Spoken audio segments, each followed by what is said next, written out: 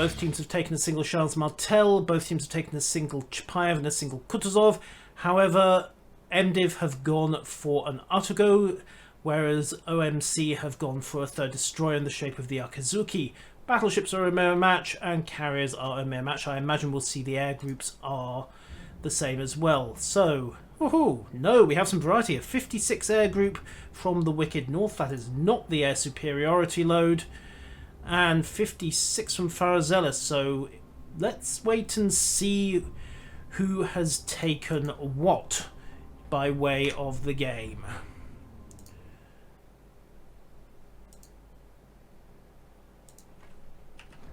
Torpedoes away. Armed up. Set group 3. And just line up the strike. So, hit 1. Select group 4. Hit 2. Just a reminder for those of you who are familiar with the carrier UI, it does actually show you the maximum range of your torpedoes. This horizontal line where the green ends, yep, that's torpedo max range. Details. Anyhow, group 3 starting their run and committed. Group 4 starting their run and committed. And that's that. So let's pop out to the map view, see where this is going. And almost immediately we can see that the Legend Begins has plugged in the speed boost on the Ducky. He's making a run down towards B. We have a flanking probe going in towards C. And the main part of OM's team is currently getting themselves sorted out. At the moment, anyone looking at that will be left wondering what on earth the plan was. However, we currently have one Charlie and one Armagee pushing south, the Chapayev and North Carolina pushing north, and me in the middle of flooding to death, which will hopefully not take too much longer. There we go, last of the hit points bleeding away now, and boom, there we go. Right, time to switch ship, get a lock on, and free camera. So, game firmly afoot. Flambus pushing down towards point A. He's making an early grab there, but Onkel Nut is on the opposite side. Flambus knows this, of course, and he's still committing. He's gambling. I think that Onkel Nut is going to have to either break away or risk a close encounter with both Radical Larry and Meow down at A. An encounter that he has not really got the firepower to survive, which will make things very awkward for him. The question is how much backup Onkel Nut has got. Now, normally an Atago is a harassing ship. It wanders off on its own, makes trouble, and the fact that he has started the cap suggests that he has got no destroyer backup. So Flambus turns in, maybe going for a Notza style stop here. He certainly doesn't want to run out in front of the Atago's 20.3 centimeter guns. However, if he goes too static and gets caught, then he's going to have his own problems, particularly if he's misjudged the angle. Flambus backing up there, he's managed to call it correctly. He's been spotted, of course, flax engaged, takes a couple of minor hits from Onkel Nut, but he's managed to back himself into the corner, and he is now reasonably safe. So with Onkel Nut taking some early damage, Flambus pushes forwards again, gets an early spot on those torpedoes coming out towards the heavies. That'll give Meow and Radical Larry plenty of time to dodge the incoming fish. Meanwhile, over at sea, things are perhaps not going quite so well. We have got an early track coming on, and in particular the actions of Grief. He's managed to jam the cap, but, well, that's problematic for him because Fabian 1-4 won over in the other. Benson is in a good position to block him. Onkel Nut taking a severe hammering and has had to break away. That's going to allow Flambus to push in and grab the cap down in A. However, OMC have lost track of who's in C. Torpedoes are running, but Grief's had to break away. He's lost a good 8,000 health there.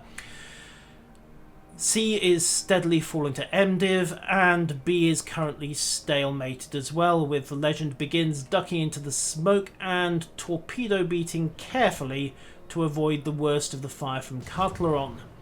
Of course, he now has the advantage that his guns are in a good position. He's got some spotting, well, he had some spotting from the fighters, so is he going to start abusing Tomy? Of course he is. What else is he going to do? He's got 8-10cm rapid fire guns and nothing else to shoot at, so begin the pounding. Alright, okay, maybe not the pounding, begin the mild tickling. Because right now he knows that Cutleron is still somewhere in that cap circle and his smoke cloud is fading, so Legend Begins is going to have to back off as well.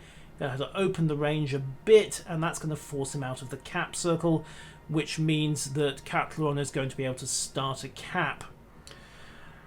So that leaves him with a bit of a problem. Of course, the Ducky is not particularly fast, not particularly durable, nor is it particularly agile. So unless it's got the benefit of smoke, it really has to rely on some support from heavier ships. So that is going to give MDiv-X access to a second control point and an early territorial lead. Meanwhile, down in point A, things are going pretty well for our friends here. They have managed to get themselves into point A without too much difficulty. Unfortunately, in point C, it's heating up a bit. OMC have managed to get a decent advance, but near to say, smoke attracts torpedoes. So here comes that wave of 10. We can guess that's coming. Who could have launched that? 1, 2, 3, 4, 5, 6, 7, 8, 9, 10. I can't see too many candidates on MDiv who could put a 10 salvo down. The obvious one is the Benson of Cutleron, but we know he's down in point B capping. And I'm trying to remember what the torpedo load on a Charlie is. Presumably it's 5. Yes, I know the suicides are all a bit gory. Unfortunately, we don't have a proper spectator mode in this game yet, so we have to improvise a little, and, well, spectator cam and a few other bits and pieces. That's as good as it gets, I'm afraid. Let's kick over to the Charles Martel down at C, see what the action's doing over there. And interesting, normally you would expect to see the winning side push through A, but OMC are pushing back round. Larry, Meow and Flambas all moving together. Meow has got his speed boost plugged in, and that is going to give an advantage. It does mean they risk leaving Larry behind, but while they've been getting themselves out of A and in a position to start a scissor movement into B, the OMC forces in A have managed to grab the cap. In particular, Grief has managed to get himself in, stay unspotted long enough to successfully secure point C. So OMC have now got the territorial advantage. However, their forces are split, and we don't know where MDiv-X are at the moment. We know they've taken a fairly severe pounding. You can see that from the health bars. But actual locations? Yeah, those are a little vaguer. We can see Andrei D303 in the Kutuzov. We can see GameCon DE behind the island and using the arcs to try to get some shell fire from relative safety. But he is currently pushing forwards. Don't think he's planning to stay there much longer. Not with the North Carolina and 2 Russian cruisers pointing their guns at him. I can see what's in his future. You don't need to be a psychic to predict fire. Lots and lots and lots of fire. Told you, that's the first one going. He's probably going to let that one burn. The question is whether he can break away before the second and third fires get started, because, well, 2 Russian cruisers. However, if that pincer movement into B is going to happen, it's going to happen fairly fast, because the Legend Begins has been knocked out. Looks like Cutleron managed to get round the corner, get guns on, and put the Ducky down to bed with no dinner. Flambas moves into B, starts the cap. That is going to provoke a response from MDiv-X. They have got to get point B secured, or they're going to be 3 points to nil, down 100 points down, and that is not a good position for them. However, interestingly, a couple of their heavies are moving up, but they're in midfield. We've got Tommy 26 in the Umagi pushing forwards towards A by the looks of it, and gearing up to provide support fire into B if anything pushes past this island here. moving east. So that's an interesting position. We've also got Uncle Nut, who is in the what's left of his Artigo. Flambus smokes up, and Andrej D303 takes a couple of nasty clips from shellfire before he manages to smoke himself. So he's taking advantage of his own launcher. Oliver 1261 is also riding in that smoke. The question is, can he stay alive long enough? No, he can't. Andrej 303 goes down to blind fire from the Umagi. So MDiv-X is suddenly down another cruiser, and that is not a good position for them. They are now some 260 points down. The Kappa's point B is stalled, thanks mostly to Catleron, who's managed to dive back into cover. Flambus, of course, is in smoke and has got solid line of sight thanks to the fighters from Farzeleth.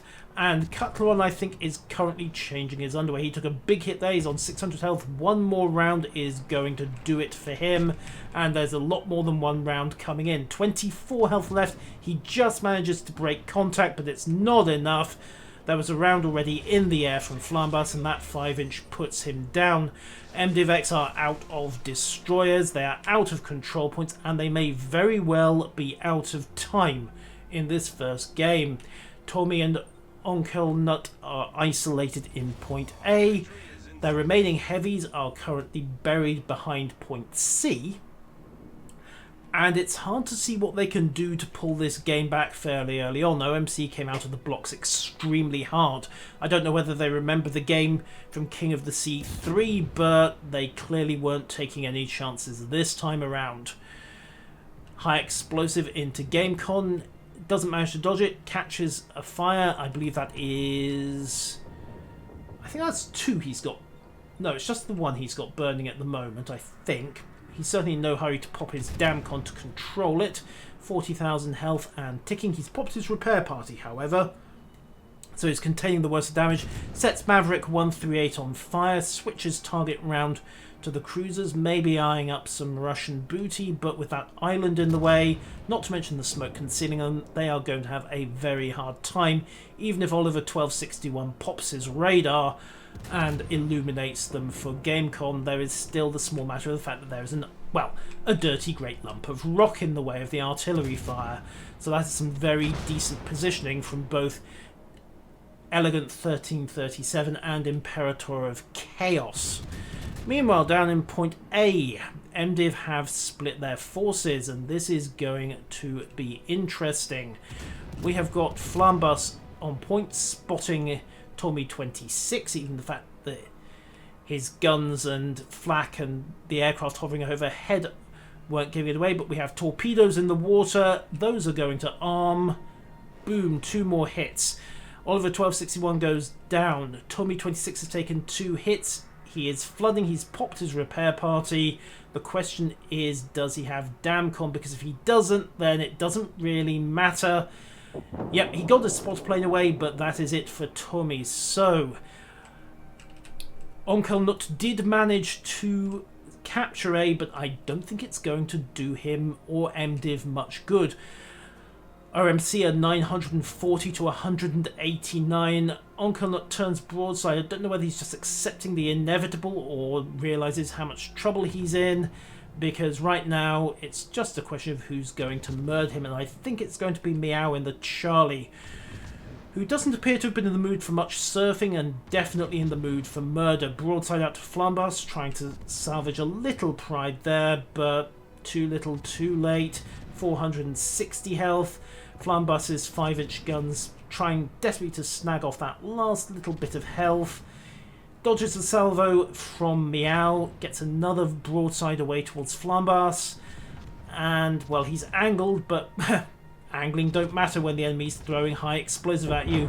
0 health, Flambus gets the kill, and that is the end of the game. So, OMC go 1 game up. MDiv-X could very well be staring at a very short match here.